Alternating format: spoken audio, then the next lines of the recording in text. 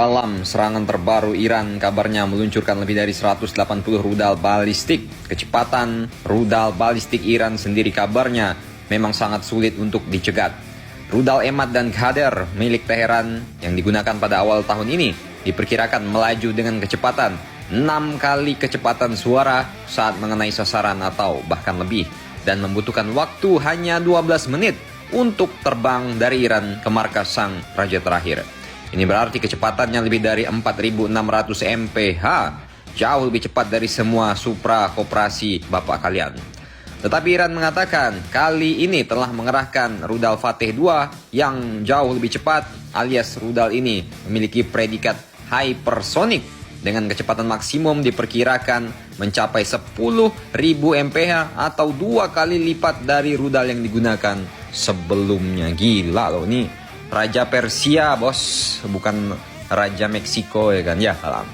Iran diperkirakan memiliki sekitar 3.000 rudal balistik menurut intelijen Amerika, atau mungkin bahkan lebih dari 4.000, karena mereka nyimpannya jauh di dalam bawah tanah bos. Meskipun perhitungan awal dilakukan oleh Amerika pada 2,5 tahun lalu datanya, jadi jumlahnya mungkin saat ini sudah berkali-kali lipat. Belum lagi ada pesanan dari Moskow kan. Menembakkan begitu banyak rudal balistik dalam waktu hanya beberapa menit juga merupakan upaya serius untuk mengalahkan atau menguras sistem pertahanan negara manapun yang menjadi target. Peringatan bahwa serangan akan terjadi sebenarnya sudah mulai disebar dari sumber-sumber Amerika beberapa jam sebelum rudal diluncurkan. Tidak jelas bagaimana informasi ini diperoleh, tetapi mungkin berasal dari citra satelit, penyadapan komunikasi, atau pemberitahuan diplomatik. Ada laporan juga yang belum dikonfirmasi bahwa Iran telah memberitahu Rusia sebelum serangan ini. Tidak jelaskan berapa banyak rudal Iran kali ini yang masuk. Di bulan April dari 120 rudal balistik, hanya 9 kabarnya yang berhasil menembus dan menyebabkan kerusakan kecil pada 2 pangkalan udara. Ya, penargetan Iran juga harus diakui semakin hari semakin akurat, dan ini tak terlepas dari peran Rusia. Pada bulan September, Iran telah berhasil meluncurkan satelit ke orbit, yaitu satelit Chamran-1 yang dibawa keluar angkasa oleh roket KM-100. Satelit ini ditempatkan pada orbit dengan ketinggian 550 km.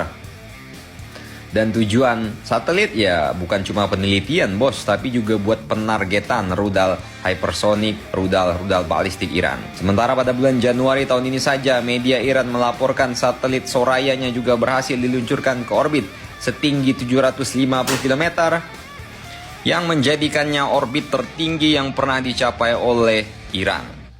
Militer Waksam Amerika menuduh bahwa teknologi balistik jarak jauh yang digunakan untuk meluncurkan satelit ke orbit juga dapat digunakan Teheran untuk meluncurkan senjata jarak jauh, termasuk potensi hulu ledak nuklir. Wah, ini kalau hulu ledak nuklir udah sampai ke zaman-zaman terakhir Bapak Benjamin sih ini kan ya. Jadi bagaimana menurut kalian mengenai penargetan atau satelit Iran yang tentu saja ini tak lepas dari teknologi roket dan rudal Rusia tentunya? Silakan komentar.